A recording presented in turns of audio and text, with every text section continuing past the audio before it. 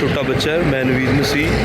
छोटे बच्चे ने मैं देखा सुबह सुबह का टाइम है तो छोटा सांदा बंद रोड, किसी की पहचान च होवे तो मैंने जरूर दसना। मैं दिखाना चाहवांगा इसकी शक्ल किवें लेटिया होया है।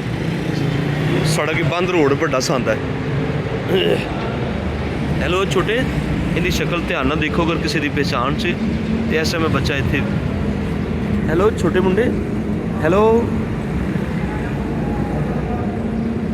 हैलो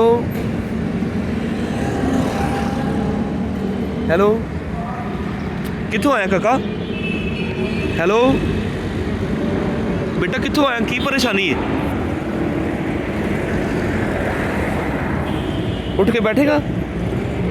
हैं उठ के बैठ जा। कित्थों आया?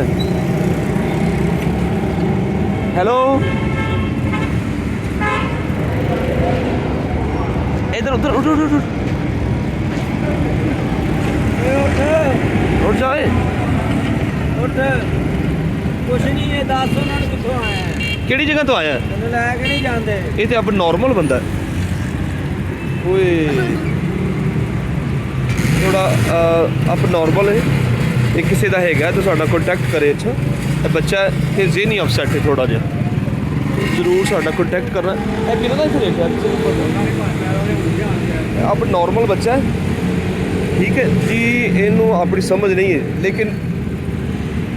हेलो यार कित्थों आया काका?